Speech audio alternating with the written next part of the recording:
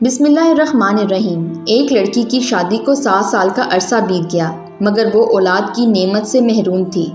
اس کے خاندان دوستوں میں جتنی بھی اس کے ساتھ کی لڑکیاں تھیں، سب کوئی 2، کوئی 3 اور کوئی 4 بچوں کی ماں بن چکی تھیں۔ حتیٰ کہ اس کے سسرال میں اس کی نند، دیور جن کی شادیاں اس کے بعد ہوئیں، وہ بھی اب صاحب اولاد ہو چکے تھے۔ جہاں ہر وقت اسے لوگوں کی اور سسرال والوں کی چپتی نظروں اور چپتے سوالوں کا سامنا کرنا پڑتا، وہیں وہ خود بھی ہر پل اپنی سونی گود کی وجہ سے دکھی اور پریشان رہتی۔ اس کی رپورٹس میں بھی ڈاکٹروں نے تقریباً نا امیدی ظاہر کی، جس پر ہر وقت وہ دکھی رہنے لگی، مگر دل میں ایک امید بھی رہتی کہ اللہ سے بڑا کوئی ڈاکٹر نہیں، وہ چاہے تو کچھ بھی ناممکن نہیں۔ کبھی بہت زیادہ دل اداس ہوتا تو چھپ کر اپنے کمرے میں جی بھر کر رو لیتی۔ کوئی بھی اس کی تکلیف کو نہیں سمجھ پا رہا تھا کہ وہ اولاد نہ ہونے کی وجہ سے خود کتنی تکلیف اور اذیت سے گزر رہی ہے۔ سسرال والے تو باتیں کرتے ہی تھے، مگر سسرالی رشتہ دار ہمسایوں کی باتیں جلتی پر تیل کا کام کرتی، اور اس کی ساس وہ باتیں بعد میں کر دیتی کہ دل چاہتا کہ وہ مر جائے یا کہیں دور چلی جائے ان لوگوں سے۔ پھر وہ ہر نماز میں رو رو کر بس اللہ سے ایک ہی فریاد کرنے لگ گئی کہ وہ اسے اولاد کی نعمت سے نواز دے۔ وقت گزرنے کے ساتھ جب اس کی دیورانی کے ہاں 4تھے بچے نے جنم لیا تو ساس کے طعنوں میں اور شدت آ گئی کہ یہ تو بانجھ ہے، میرا بیٹا بے اولاد رہے گا۔ پھر وہ وقت آیا کہ گھر میں اس کے شوہر کی دوسری شادی کی بات ہونے لگی۔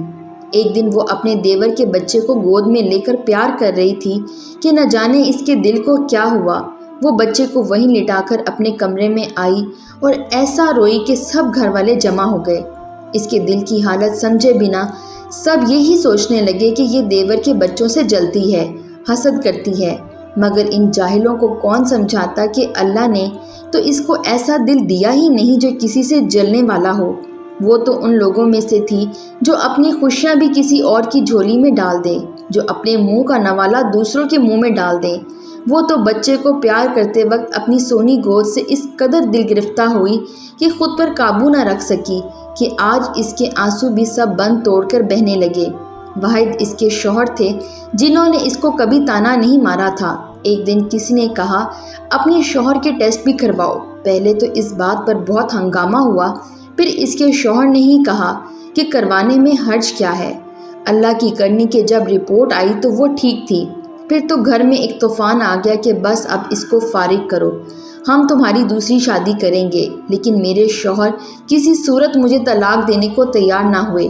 اس نے اپنے شوہر سے کہا کہ آپ شادی کر لیں، مگر وہ اپنی بیوی سے بہت پیار کرتا تھا، سو کسی صورت نہ مانا۔ ایک دن کسی نے ایک پیر کا کہا کہ وہ بڑا پہنچا ہوا پیر ہے، اسے اپنی بہو کو اللہ اللہ کرواؤ۔ جب اس کی ساس نے بات کی تو اس نے صاف انکار کر دیا کہ چاہے آپ جو مرضی کر لیں، بے شک گھر سے نکال دیں، لیکن کسی پیر کے پاس نہ جائیں گے۔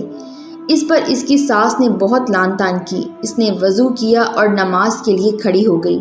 جب دعا کے لیے ہاتھ اٹھائے تو ایسی رکت طاری ہوئی کہ کچھ بولا نہ جائے۔ پھر سجدے میں گر کر اللہ سے فریاد کی، یا اللہ، اگر تو نے مجھے بے اولاد رکھنا تھا تو مجھے اس دنیا میں عورت کے روپ میں کیوں بھیجا؟ عورت تو پوری ہی اولاد سے ہوتی ہے، پھر میرے وجود کو ادھورا کیوں رکھا؟ یا اللہ، ساری دنیا کے ڈاکٹر چاہے جو مرضی کہتے رہیں، مجھے بس تیرا ہی آسرا ہے۔ یا اللہ، میری وجہ سے میرے شوہر کو اس تکلیف، اس محرومی سے نہ گزار۔ یا اللہ، تو ہر چیز پر قادر ہے۔ تو نے حضرت مریم علیہ السلام کو بنا مرد کے شوہر کے ماں کے مقام پر کھڑا کر دیا، اور ان سے اپنے محترم نبی کو بنا باپ کے پیدا فرمایا۔ یا اللہ، تجھے حضرت مریم کا واسطہ ہے، مجھے صالح اولاد کی نعمت عطا فرما۔ یا اللہ، اولاد کے بنا میں ایک ادھوری عورت ہوں، یا اللہ مجھے پورا کر دے۔ یا اللہ مجھے پورا کر دے۔ یا اللہ، حضرت مریم کے بنا شوہر کی اولاد ہو سکتی ہے تو میری کیوں نہیں؟ میرا تو شوہر بھی موجود ہے۔ اس رات سجدے میں رو رو کر اس نے ایک ایسی فریاد کی کہ اس کی آہ و بکا سن کر کائنات کی ہر چیز اس کی شاید سفارشی بن گئی، اور اللہ پر اس کا بھروسہ جیت گیا۔ اور چند ہفتوں بعد وہ ہوا جس کی کسی کو امید بھی نہ تھی۔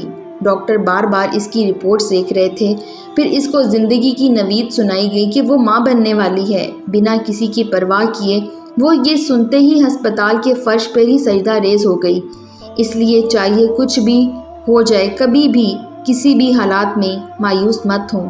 اللہ بڑا کارساز ہے، لوگ کچھ بھی کہیں، بس اللہ پر بھروسہ رکھیں۔